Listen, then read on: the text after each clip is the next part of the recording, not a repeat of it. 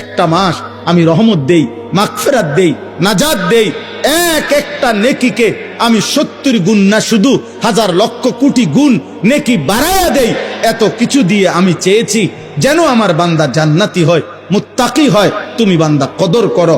আর যদি কোনোভাবেই কদর না করে, তো শেষ কথা হলো, মনে রাখবেন, রমজানকে যে কদর করে না, রমজানেও যে গুনাহ করে, রমজানেও যে জাহান্নাম থেকে বাঁচার চেষ্টা করে না, রমজানেও যে জান্নাতের আমল করার চেষ্টা করে না, ভাই আমার, ছেলেরা আমার, বাবা আমার, পর্দার আড়ালের মা বোন আমার, সবাইকে এই শেষ কথা বলি। আল্লাহ রসুল বলছে, জিব্রাইল আইসা রমজানের শেষ দিন নবীজিকে আইসা বলে গেছে, ইয়া রাসূল আল্লাহ, এত বড় রমজান পেল, ইফতার, সাহারি, তারাবি, এতেকাফ, শবে কদর, প্রতি ঘন্টা মিনিটে এত মাফ নেওয়ার সুযোগ থাকার পরেও যেই নাফরমান জাহান্নাম থেকে বাঁচার চেষ্টা করে নাই, গুনাহ থেকে আল্লাহর কাছে মাফ নেয় নাই, জান্নাতের জরুর আশা পূর্ণ করতে পারে নাই, আমল করতে পারে নাই, খোদার কসম নবীজি বলছে, জিব্রাইল আইসা বলছে, ইয়া রাসূলুল্লাহ, এমন নাফরমানের উপরে আল্লাহর লানত, আল্লাহর লানত, লানত, লানত।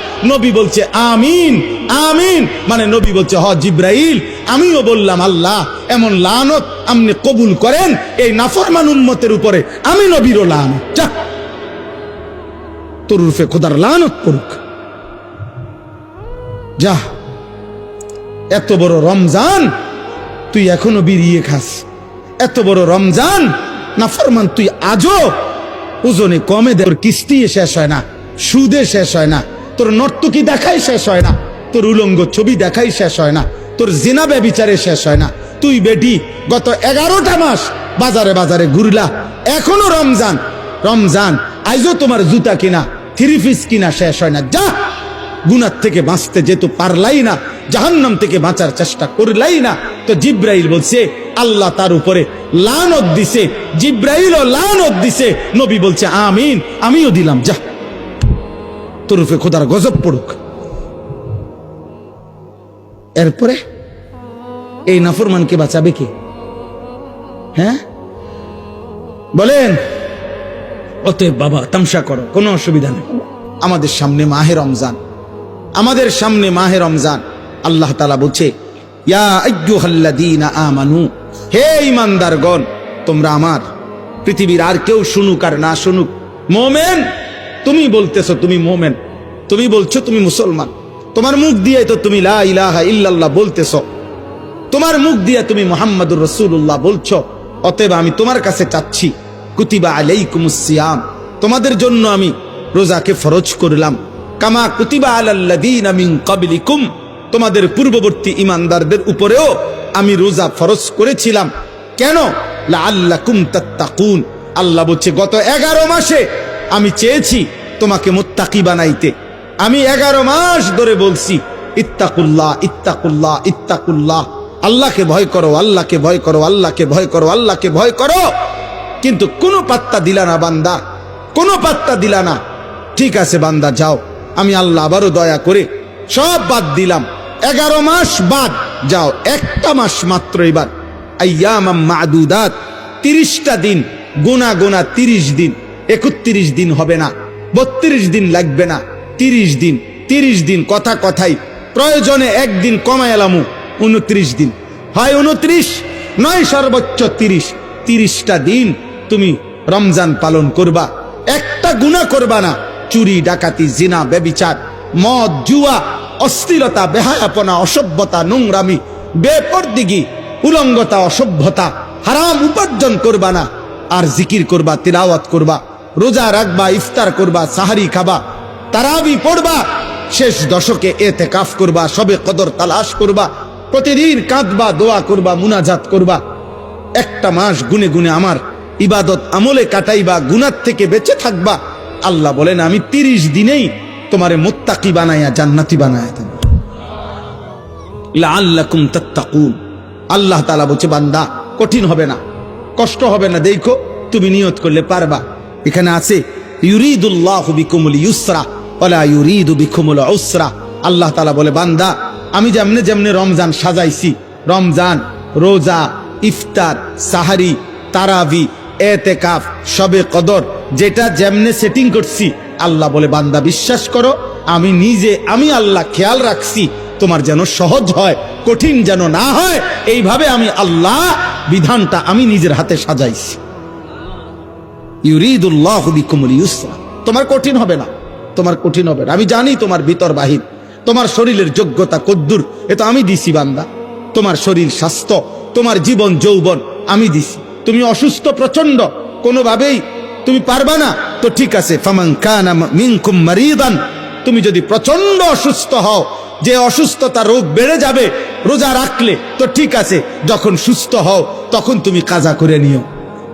আল্লাহ বলছে লম্বা পথ সফর করবা, তোমার কষ্ট হবে, মুসাফির, ঠিক আছে, তুমি ওই সময় রোজা ছেড়ে দিও, অন্য সময়ে যখন বাড়িতে থাকবা কাজা করে নিও।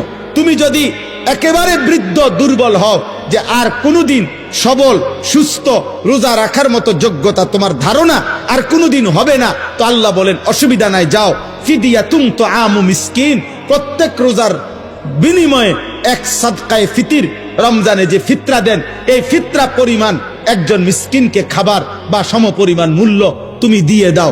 আল্লাহ বলেন সব রকমের সুযোগ রাখছি, প্রচন্ড দুর্বল হলে কি করবা, মুসাফির হইলে কি করবা, একেবারে বৃদ্ধ হইলে কি করবা, এইভাবে গর্ভস্থিত নারী যার গর্ভে বাচ্চা আছে তার জন্য কি করতে হবে আল্লাহ তাআলা বলেন। আলাদা আলাদা করে বলছি, কঠিন কিছু বলি নাই। সন্ধ্যা থেকে নিয়ে সুবহে সাদিক পর্যন্ত খাও, পান করো, স্বামী স্ত্রী মিলামেশা করো, সুবহে সাদিক থেকে সূর্যাস্ত পর্যন্ত শুধু এইটুকু সময় খাদ্য খাবার থেকে বিরত থাকো। শেষ দশক ইতিকাফের চেষ্টা করো, বেজর রাত্রিগুলো সবে কদর তালাশ করো, গুনাহ কইরো না। বাজারে তো সারা বছরই যাইতে পারবা, কাপড় লুঙ্গি শার্ট শাড়ি থ্রি পিস জুতা এ তো সারা বছরই কিনতে পারবা। একটা মাস আমি রহমত দেই, মাগফিরাত দেই, নাজাত দেই, এক একটা নেকিকে আমি 70 গুণ না শুধু হাজার লক্ষ কোটি গুণ নেকি বাড়ায়া দেই। এত কিছু দিয়ে আমি চেয়েছি যেন আমার বান্দা জান্নাতি হয়, মুত্তাকি হয়। তুমি বান্দা কদর করো, আর যদি কোনোভাবেই কদর না করে তো শেষ কথা হলো মনে রাখবেন, রমজানকে যে কদর করে না, রমজানেও যে গুনাহ করে, রমজানেও যে জাহান্নাম থেকে বাঁচার চেষ্টা করে না, রমজানেও যে জান্নাতের আমল করার চেষ্টা করে না, ভাই আমার, ছেলেরা আমার, বাবা আমার, পর্দার আড়ালের মা বোন আমার, সবাইকে এই শেষ কথা বলি। আল্লাহ রসুল বলছে জিব্রাইল আইসা রমজানের শেষ দিন নবীজিকে আইসা বলে গেছে, ইয়া রসুল আল্লাহ, এত বড় রমজান পেল, ইফতার, সাহারি, তারাবি, এতেকাফ, শবে কদর, প্রতি ঘন্টা মিনিটে এত মাফ নেওয়ার সুযোগ থাকার পরেও যেই নাফরমান জাহান্নাম থেকে বাঁচার চেষ্টা করে নাই, গুনাহ থেকে আল্লাহর কাছে মাফ নেয় নাই, জান্নাতের জরুর আশা পূর্ণ করতে পারে নাই, আমল করতে পারে নাই, খোদার কসম নবীজি বলছে, জিব্রাইল আইসা বলছে, ইয়া রাসূলুল্লাহ, এমন নাফরমানের উপরে আল্লাহর লানত, আল্লাহর লানত, লানত, লানত। নবী বলছে আমিন, আমিন, মানে নবী বলছে হ জিব্রাইল, আমিও বললাম আল্লাহ এমন লানত আপনি কবুল করেন এই নাফরমান উম্মতের উপরে, আমি নবীরও লানত, যা তোর রূপে খোদার লানত পড়ুক, যা। এত বড় রমজান তুই এখনো বিড়িয়ে খাস, এত বড় রমজান নাফরমান তুই আজও ওজনে কমে দে, তোর কিস্তি শেষ হয় না, সুদে শেষ হয় না, তোর নর্তকী দেখাই শেষ হয় না, তোর উলঙ্গ ছবি দেখাই শেষ হয় না, তোর জিনা ব্যভিচারে শেষ হয় না। তুই বেটি গত 11টা মাস বাজারে বাজারে ঘুরলা, এখনো রমজান, রমজান আইজও তোমার জুতা কিনা থ্রি পিস কিনা শেষ হয় না, যা। গুনাহ থেকে বাঁচতে যেহেতু পারলাই না, জাহান্নাম থেকে বাঁচার চেষ্টা করলাই না, তো জিব্রাইল বলছে আল্লাহ তার উপরে লানত দিছে, জিব্রাইলও লানত দিছে, নবী বলছে আমিন, আমিও দিলাম, যা তোর উপরে খোদার গজব পড়ুক। এরপরে এই নাফরমানকে বাঁচাবে কে? হ্যাঁ বলেন? অতএব বাবা তামসা করো, কোনো অসুবিধা নেই, এ কথা শেষ আমার। মনে রাখো, হাসি কান্না, আনন্দ বেদনা, সুখ দুঃখ, হ্যাঁ, আনুগত্য অবাধ্য, ঈমান কুফর, কোনো কিছুতেই পৃথিবী থামে না, তুমিও থামতা না, একদিন কবরেই চলে যাইতো। হাসলেও কাঁদলেও, সুখে থাকলেও দুঃখে থাকলেও, ইমানদার হইলেও নাফরমান হইলেও, আনুগত্য থাকলেও আনুগত্য না থাকলেও, সেজদা দিলেও মৃত্যু হবে, সেজদা না দিলেও মৃত্যু হবে। সেজদা দিতে দিতে আব্দুল কাদের জিলানী হইলেও মৃত্যু হবে, নাফরমানি করতে করতে ফেরাউন নমরুদ হইলেও কি হবে? খালাস, অসুবিধা নাই, কোনো অসুবিধা নাই। চলো ভাই, কারো জন্য পৃথিবী থামে না। আমাদের কারো মৃত্যুতে, আমাদের কারো জন্মে সেকেন্ড, ঘন্টা, মিনিট, এক সেকেন্ড থামে না। সময়ের গতি থামে? কথা বলে না। পৃথিবী থামে কারো জন্য? না না। কোন ক্ষমতাধরের মৃত্যু আর কোন ফকিরের মৃত্যু সময়ের কাছে সবাই বরাবর। সময় বলে আমি চলছি তো চলছি, কে মরলো, কে জিতলো, কে হারলো, কে জন্ম নিল, আমার তো সময়। আমি যাচ্ছি আখিরাতের দিকে, আমি যাচ্ছি কবরের দিকে। অকুল্লুম ফি ফালাকিন ইয়াসবাহুন। আল্লাহ বলে সব কিছু তার নির্ধারিত গক্ষপথে, গন্তব্যের দিকে, মানে আখিরাতের দিকে চলছে, সব চলছে। আমরা সবাই যাচ্ছি কোন দিকে? কথা বলে না। আমরা যাচ্ছি কোন দিকে ভাই? আখিরাতের দিকে, আখিরাতের দিকে। অতএব ব্যক্তি, ঘর, সংসার, পরিবার, দেশ, রাষ্ট্র, রাজনীতি, ক্ষমতা, সবকিছুতে আখিরাতকে প্রাধান্য দিবেন। বলেন ইনশাআল্লাহ, বলেন ইনশাআল্লাহ। ভোটের আগের দিনও আখিরাতকে প্রাধান্য দিবেন, ভোটের দিনও আখিরাতকে প্রাধান্য দিবেন, ভোটের পর দিনও আখিরাতকে প্রাধান্য দিবেন, আখিরাতকে প্রাধান্য দিবেন। কোনোভাবেই দুনিয়ার কাছে বিক্রি যাবেন না।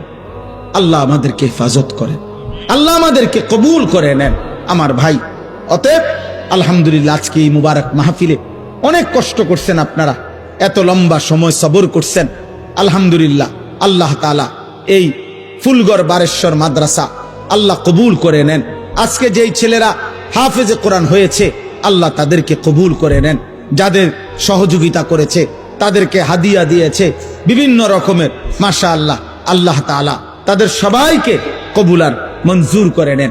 আমার একটা ছোট্ট পরামর্শ আছে, সেই পরামর্শটা হইল, না মানলেও সমস্যা নাই, বাকি আমি আমার পরামর্শ হইল, ওই যেই প্রবাসী কল্যাণ সংস্থার নাম বলছেন কি জানি, বারেশ্বর প্রবাসী কল্যাণ, বারেশ্বর প্রবাসী কল্যাণ সংস্থার কাছে, আপনাদের কাছে আমার পরামর্শ হলো, আমার আন্তরিক প্রশংসা হলো, প্রতি বছর যে হাফেজে কোরআন হবে তাকে একটা সাইকেল পুরস্কার দেওয়া হবে। সাইকেল পুরস্কারের সাথে কোরআনের হাফেজের কি সম্পর্ক আমি এটা বুঝলাম না, আমার এটা মাথার ধরল না। সাইকেলের সাথে কোরআন হেফজের সাথে সম্পর্ক কি হইল? এতে করে সে কি করবে? মানে হাফেজে কোরআন সাইকেল দিয়া আলাদা কি লাভবান হবে, এটা আমার মাথায় ধরল না। হ্যাঁ, এটা আমি বুঝলাম না। এই জন্য আমার পরামর্শ হলো, কোন হক্কানি মুত্তাকি আলেমে দিন থেকে পরামর্শ নিয়ে আপনি জেনে নিবেন যে কোন তালেবে ইলমকে, কোন মাদ্রাসার ছাত্রকে, কোন হাফেজে কোরআনকে কি পুরস্কার দিলে তার উত্তম হবে, তার সারা জীবনের এলেম অর্জনের জন্য কাজে লাগবে, পড়ালেখার জন্য কাজে লাগবে। এখন এইটা দিয়ে যদি সে কালকার থেকে গোটা এক মাস সরকির মতো সারাটা মুরাদনগর গড়ে, তাইলে প্রবাসী কল্যাণ সংস্থার নেকি কি হবে আমি বুঝি না। এই জন্য আমি এটা ফিরাইয়া নিতে বলি না। আমি এবার তো দিছেন আলহামদুলিল্লাহ, কিন্তু উনি বলছেন প্রতি বছরেই একটা সাইকেল দিবে না। পৃথিবী যদি সবাই আপনার যেই সম্ভাবনা দেখা দিছে বাংলাদেশে, যেই প্রতিশ্রুতি এইবার নির্বাচনকে সামনে রেখে, আমি তো ধারণা করতেছি 13 তারিখ যেই জিতক 12 তারিখ প্রত্যেকের হেলিকপ্টার দিবে। বুঝেন নাই কথাটা? তাইলে তখন তার সাইকেল কাজে লাগতো না। এই জন্য তালেবে ইলম, এটা নিরুৎসাহিত করছি না, আপনারা পুরস্কার দিবেন, হাদিয়া দিবেন, কিন্তু আলেমে দিন থেকে মশওয়ারা করে দিবেন। অর্থাৎ যেন ওই বাচ্চার আজীবন তার এলেমের কাজে লাগে, পড়ালেখার। এমন সুন্দর কোরআনুল কারীমের 2 সেট 10 সেট তাফসীর হইতে পারে, যেটা তার দাওরায়ে হাদিস একবারে শেষ পর্যন্ত আজীবন তার পড়ালেখার কাজে লাগবে। রাসূলুল্লাহ সাল্লাল্লাহু আলাইহি সাল্লামের হাদিসের অনেক কিতাব, তাকে 30,000 টাকার কিতাব দেন, তারে 20,000 টাকার কিতাব কিনে দেন, যেটা সে আজীবন কি করবে? পড়ালেখা করবে। হ্যাঁ, আমার ছেলে হাফেজ হইয়া পুরস্কার পাইছে তাফসিরে তাওজিহুল কোরআন। তো আমি একদিন আমার বাসার এই তাফসির আমারও আছে, তা আমি আমার একটা খণ্ড পাচ্ছিলাম না, খুঁজেই পাচ্ছি না। 2-3 খণ্ড, আমার একটা খণ্ড আমি পাই না, ওই খণ্ডটাই তখন আমার দরকার। আমার ছেলে আমারে দৌড়াই এসে বলছে, আব্বু আমি যে পুরস্কার পাইছি এইটাই তো তাফসির, তাহলে আমি এটা খুলে দেই আমারটা। তাহলে হে, তার প্যাকেটিং করা ছিল, ওইখান থেকে খুইলা আমার এটা দিছে আব্বু এটা, তাহলে আমি তখন পড়লাম। আমার অনেক কিতাব আমার সন্তান পড়ে, আমার সন্তানের কিতাবও আমি পড়ে আমার উপকার হয়েছে। কথা বুঝছেন না? এই জন্য আগামী দিনে আপনাদের কাছে অনুরোধ রইল, সাইকেল না বরং তার এলেমের সাথে কোরআন সুন্নাহর এলেম শিখবে এমন কিছু, যার দ্বারা এরকম কিছু হাদিয়া দিলে সেটা বেশি পরিমাণে হোক, ইনশাআল্লাহ এতে বরকত হবে। আপনারাও সাদকায়ে জারিয়ার সওয়াব পাইতে থাকবে। কিতাব অল্প দিনে কি হয়ে যায় না, নষ্ট হয়ে যায় না। প্রজন্মের পর প্রজন্ম কিতাব পড়ে।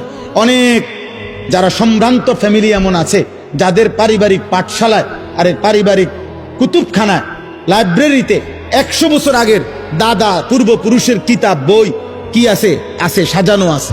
তাইলে বোঝা গেল যে এটা ফায়দা আসবে, এটা দীর্ঘমেয়াদী হবে। আল্লাহ তাআলা আপনাদেরকে তৌফিক দেন। এই মাদ্রাসার সাথে যার যত সম্পৃক্ততা আছে আল্লাহ কবুল করেন। আল্লাহ আজকের এই মেহমান উপস্থিতি সবাইকে কবুল করেন। বিশেষ করে আমার প্রিয় বন্ধু মাওলানা সিরাজুল ইসলাম ভাইকেও আল্লাহ তাআলা ভরপুর কবুল করেন। ছোটবেলার আমরা ছাত্র জীবনের দোস্ত ছিল, আজ অনেক দিন পরে দেখা হয়েছে।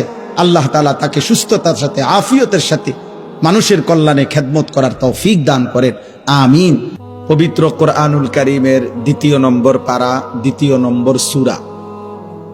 সূরাটির নাম সূরায়ে বাকারা। এই সূরার 183 নম্বর আয়াত আমি তেলাওয়াত করেছি। এই ছেলে, তোমার কি সমস্যা বাবা? আর এদিকে ফিরো, তুমি ওইদিকে ফিরে বসো। 183 নম্বর আয়াত সূরায়ে বাকারা। এই আয়াতটি আমি তেলাওয়াত করেছি মাহে রমজানকে সামনে রেখে। পবিত্র কোরআনুল কারীমের সূরায়ে বাকারার এখানে 5টা আয়াত, 183 থেকে 187, 183, 84, 85, 86, 87। এই মোট 5টি আয়াতে রমজান, রোজা এবং রমজানের সাথে প্রাসঙ্গিক শরীয়তের বিধিবিধান, আল্লাহর বিধিবিধান আল্লাহ তাআলা বিস্তারিত এখানে উল্লেখ করেছেন। আমাদের প্রিয় নবী সাল্লাল্লাহু আলাইহি ওয়াসাল্লামের একটা মোবারক কথা বলো না আব্বা, কথা বলো না। ছেলেরা তোমরা একজন আরেকজনকে বুঝায় বলো, ভাই কথা বলতে দিও না। যে কোনো ভাবে কথা থামে না তারা বাইর করে দাও, বাইরে ছেড়ে দিয়ে আসো, ধরে আলগি দিয়ে 4 জনে ধরে। আমি ব্যক্তিগতভাবে কোনো প্রার্থী না, আমার কোনো ভোটে কোনো আমি প্রার্থী না, অতএব আমি আগের থেকেই ব্যাপক জনসমর্থন কখনোই প্রত্যাশা করি না। কারণ আমি তো আর ভোটে দাঁড়াইছি না, কাজে আমি এত অনেক জনসমর্থন আমার দরকার এমন কিছু না। আমি একটা দিল থেকে সবসময় ভাবি আল্লাহর কথা একজনকে বললেও নেকি হয়, তার আমার নেকি দরকার, তো সেটা অল্প মানুষকে বললেও সমস্যা কি। কিন্তু গাফেল মানুষ, ফালতু মানুষ, অমনোযোগী মানুষকে 1000 বছর বললেও লাভ হয়। যেই কলস উল্টানো, যেই জগ উল্টানো, উল্টানো কলসিতে 1 সাগর পানি ঢাললেও এটা কোনোদিন পুরবে না, কারণ এটা তো কলসটা কি উল্টা। নবী সাল্লাল্লাহু আলাইহি ওয়াসাল্লাম এটা হাদিসে বলছেন, কিছু মানুষের অন্তর উল্টান কলসির মতো, কালকুজে মিরবাদান, উল্টানো কলসির মতো। নবীজি সাল্লাল্লাহু আলাইহি সাল্লাম বলছেন, মানে কলস উল্টান, দিলটাও উল্টান। এবং নবীজি বলছেন শুধু উল্টানো কলস না, বরং কলসির উল্টা পিঠে আলকাতরা দিয়া মাইখা দিছে, যাতে করে 1 ফোঁটা পানিও না জমে, পিছলা হয়। তো নবীজি সাল্লাল্লাহু আলাইহি সাল্লাম বলেছেন, কিছু নাফরমানের অন্তর আল্লাহর অবাধ্যতা করতে করতে তার দিল উল্টে যায়।